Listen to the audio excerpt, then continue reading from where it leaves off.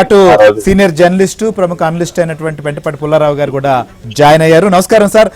చూసాం ఈసారి సంక్షేమం కావచ్చు పాలన ఈ రెండింటి మధ్య ఏదైతే నెలకొన్నటువంటి పోటీలో ప్రజలు ఎవరి వైపు మొగ్గు చూపారు అంటే మాత్రం కొన్ని ఎగ్జిట్ పోల్స్ లో ప్రస్తుతం ఏదైతే ఆప్ సర్కార్ మళ్ళీ కూడా అధికారంలోకి రాబోతోంది అనేటువంటిది తెలుస్తోంది. ఇంకొక వైపు భారతీయ జనతా పార్టీకి కూడా ఈసారి అవకాశం ఉంది అని చెప్పి కొన్ని సంస్థలు కూడా ఇస్తున్నటువంటి పరిస్థితి. సో మీకున్నటువంటి ఫీడ్బ్యాక్ ఏంటి? సో ఓటర్లు కూడా మనం చూస్తే ఇంచుమించుగా గతం కంటే కొంత తగ్గే అవకాశం ఉందన్నట్లుగా తెలుస్తుంది పోలింగ్ పర్సెంటేజీ. వీటన్నిటి యొక్క ప్రభావం ఏ రకంగా ఉండొచ్చు, ఎలాంటి ఫలితాలు వచ్చే అవకాశం ఉంది? అదే ఆమ్ ఆద్మీ పార్టీ ఉచితాలు ఇచ్చింది, ఉచితాలు మనం కూడా ఇచ్చేస్తే మనకు ఓటేస్తారని బీజేపీ ఒక ఐడియాతో దిగింది. అదే ఒప్పుకోను. మెయిన్ ప్రాబ్లం ఆమ్ ఆద్మీ పార్టీకి వచ్చింది ఏంటంటే, పార్టీ 2013లో ఫస్ట్ టైం ముఖ్యమంత్రి అయ్యాడు. అందరూ మూడోసారి అంటున్నారు కానీ నాలుగోసారి ఆమ్ ఆద్మీ పార్టీ ఫైట్. దాంట్లో వచ్చింది ఏమిటంటే, మధ్య తరగతి వాళ్ళు ఢిల్లీలో ఎక్కువ ఉన్నారు. ఎందుకున్నారంటే ఇక్కడ వ్యవసాయం లేదు కదా, ఫ్యాక్టరీలు లేవు కదా, ఏదో పెద్ద కూలీస్, లేబర్స్, అగ్రికల్చర్ కూలీస్ ఎవరు లేరు. మధ్య తరగతి వాళ్ళు అంటే government employees, service jobs, hotels, అది 50 నుంచి 55% ఉన్నారు. వాళ్ళు ఏంటంటే విశేషంగా కేజ్రీవాల్కి 2013లో ఓటేశారు, 2015లో వేశారు, 20లో వేశారు. ఎందుకంటే ఆయన ఉండాలని. మోడీకి పార్లమెంట్కి వేసేవారు. వీడు పార్లమెంట్కి కేజ్రీవాల్ సార్లు, ఈ కాంగ్రెస్ సార్లని ఢిల్లీలో. ఎందుకంటే దగ్గర అన్ని చూస్తారు మధ్య తరగతి వాళ్ళు. ఇక్కడ పాలిటిక్స్ ఎలాగున్నాయి, ఎవరు ఏంటి, దగ్గర క్యాపిటల్ సిటీ కాబట్టి. అది అక్కడ చేసిన తప్పు కేజ్రీవాల్ ఏంటంటే 2015, 20 నుంచి 25 వరకు మధ్య తరగతిని ఇగ్నోర్ చేశారు. నువ్వు మధ్య తరగతిని ఇగ్నోర్ చేస్తే చెయ్యి, కానీ అవమానం చేయదు, కరప్షన్ చేయదు, గూండాగిరి చేయదు, అబద్ధాలు చెప్పొద్దు, జైలుకి వెళ్ళు, దాకా జైలుకి వెళ్ళి కూర్చున్నాడు. మధ్య తరగతి వాళ్ళు ఎప్పుడు యాక్టివ్ అయినప్పుడు ఆ గవర్నమెంట్స్ ఎగిరిపోతాయి. ఇక్కడే కాదు, భారతదేశం కాదు, ఎక్కడైనా ప్రపంచంలో మధ్య తరగతి వాళ్ళు సైలెంట్, వాళ్ళకి ఏం రావు, సైలెంట్ ఓటర్స్. ఏమీ ఇవ్వరాళ్ళు ఈ బడ్జెట్లో ఇవ్వలేదు, ఎక్కడ ఇవ్వరు. కానీ వాళ్ళ దేశం, ఈ సొసైటీ అనుకున్న వాళ్ళని కేజ్రీవాల్ దమ్ముకొట్టాడు. ఎప్పుడైతే ఆయన 2020 నుంచి 25 వరకు పరిపాలన బాగోలేదు. ఈ కేసు, లిక్కర్ స్కామ్, ఇల్లు కడతాం, ఇది కొత్తగా ఏం చెయ్యకపోవటం మధ్య తరగతి వాళ్ళకి. అది సెంట్రల్ గవర్నమెంటే చేసినట్టుగా మెట్రో, ఫ్లైఓవర్ అన్ని ఏదో మోడీ చేస్తున్నాడు. వస్తే ఒకసారి ఛాన్స్ ఇద్దాం.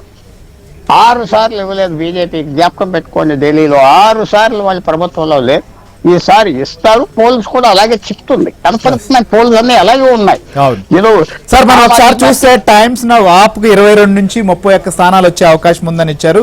భారతీయ జనతా పార్టీకి 39 నుంచి 45, కాంగ్రెస్ కు 2 అవకాశం ఉంది అనేటువంటిది. ఇక పీపుల్స్ ఇన్సైట్ చూస్తే ఆప్ కి 25 నుంచి 29 స్థానాలు, భారతీయ జనతా పార్టీకి 40 నుంచి 44, కాంగ్రెస్ కి 1 ఛాన్స్ అనేటువంటిది చూస్తున్నాం. ఇక మ్యాట్రిజ్ ఆప్ కి 32 నుంచి 37 వరకు, భారతీయ జనతా పార్టీకి 35 నుంచి 40 స్థానాలు, కాంగ్రెస్ కి 1 స్థానంలో దక్కే అవకాశం ఉంటున్నారు. ఇక కేకే సంస్థ మాత్రం చూస్తే మాత్రం భారతీయ జనతా పార్టీకి స్పష్టమైనటువంటి ఆధిక్యాన్ని 39 స్థానాలకు పైగా విజయం సాధించేటువంటి అవకాశాలు ఉన్నట్లుగా ఇస్తున్నటువంటి పరిస్థితి. సో ఇవి రిపబ్లిక్ టీవీ కూడా కొంత స్వల్ప ఆధిక్యం కనబరిచే అవకాశం ఉంది. భారతీయ జనతా పార్టీకే ఓటర్లు మొగ్గు చూపారని చెప్పి వారిస్తున్నటువంటి ఎగ్జిట్ పోల్స్. ఇది పరిస్థితి. ఎందుకని అంటే మధ్యతరగతి, మీరు అన్నట్లుగా ఉద్యోగులు, మధ్యతరగతి ప్రజలు ఎక్కువగా ఉన్నారు. దాదాపు 55% పైగా ఓటర్లు వారే కాబట్టి ఇటీవల బడ్జెట్ లో కూడా దాదాపు 12 లక్షల వరకు పన్ను ఎగ్జంప్షన్ లాంటి నిర్ణయాలు కూడా కొంత ప్రభావం ఏమన్నా చూపాయా,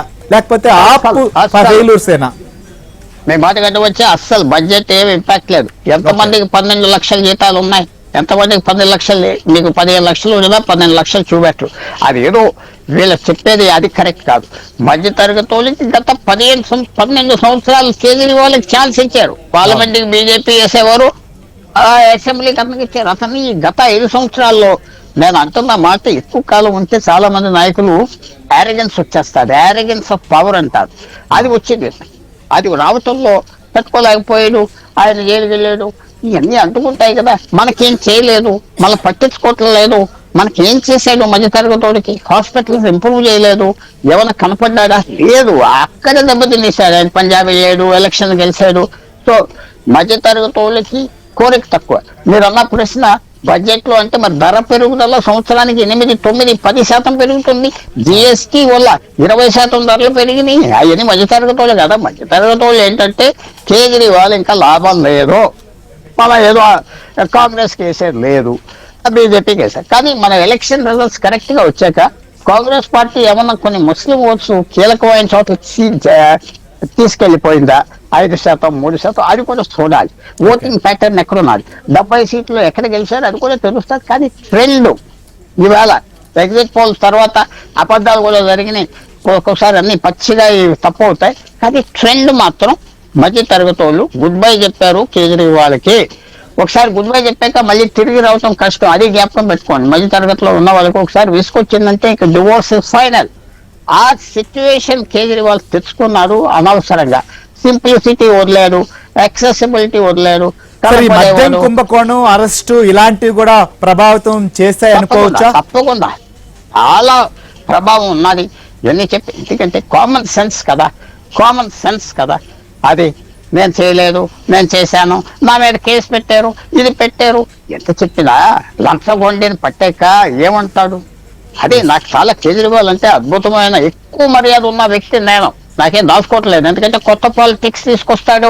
ఈ డబ్బులతో ఓట్లు కొండు, డబ్బు డబ్బు డబ్బు అని కాకుండా కొత్త వాళ్ళని తీసుకొచ్చాడు. ఒక సామాన్యమైన టీచరు చీఫ్ మినిస్టర్ ఢిల్లీ వెళ్ళి చక్కగా, ఒక సామాన్యమైన చిన్న ఉద్యోగస్తుడు మనోజ్ సిసోదియా అతను డిప్యూటీ సీఎం అవ్వాడు. ఎమ్మెల్యేలు, సార్జెంట్స్, పోలీస్ కానిస్టేబుల్ అవ్వారు, చక్కగా చేశారు. వాళ్ళు ఉద్యోగం తప్పేం చేయలేదు ఎమ్మెల్యేగా. అలాంటి వాళ్ళకి ఛాన్స్ ఇచ్చిన వ్యక్తి ఈ గత 5 సంవత్సరాలు మార్పు వచ్చి ఒక విసుకొచ్చింది అంటున్నారు ఎక్కువ. ఇంకా మనకి రిజల్ట్స్ 8వ తారీఖు పొద్దున్న వరకు రావు. మనకి కనపడే ట్రెండ్ ఏమిటంటే కేజ్రీవాల్ మధ్య తరగతి వాళ్ళని బిట్రే చేశాడు అని వచ్చింది. లేకపోతే వాళ్ళు తిరిగి రాలేదు అన్నమాట. పార్లమెంట్ కి మోడీకి వేసాక తిరిగి రాలేదు, ఈసారి అక్కడే ఉండిపోయారు అని మనం అర్థం చేసుకోవచ్చు. రైట్, థ్యాంక్ యూ పుల్లారావు గారు. సో ఇది మొత్తానికి కూడా 70 అసెంబ్లీ స్థానాలు ఉన్నటువంటి ఢిల్లీలో ఈ దఫా మాత్రం మనం చూస్తే కేకే సర్వే 39 స్థానాల్లో ఆప్ గెలుస్తుందని చెప్పి, బీజేపీ 22 స్థానాల్లో గెలుపొందబోతోందని చెప్పి ఇవ్వడం జరిగింది. అనేక జాతీయ సంస్థలు కావచ్చు, మరికొన్ని సర్వే సంస్థలు ఈ ఎగ్జిట్ పోల్స్ లో బీజేపీకి కూడా అవకాశం ఉంది, ఖచ్చితంగా ఈసారి ఇవ్వబోతున్నారు అని చెప్పి మాత్రం వస్తుంది. మొత్తానికి 8వ తేదీన ఫలితాలు రాబోతున్నాయి. ఢిల్లీ గడ్డపైన ఎవరు జెండా ఎగరవేస్తారనేది కూడా చూడాలి. ఉచిత హామీలకు లేదా పాలనకు, అలానే అవినీతి ఆరోపణలు, వీటన్నిటి యొక్క ప్రభావం కనిపించబోతోందా, లేదా ప్రతిసారి లాగానే తమకేంటి, తమ బెనిఫిట్స్ ఏంటి అనే కోణంలోనే ఓటర్లు ఆలోచిస్తారా?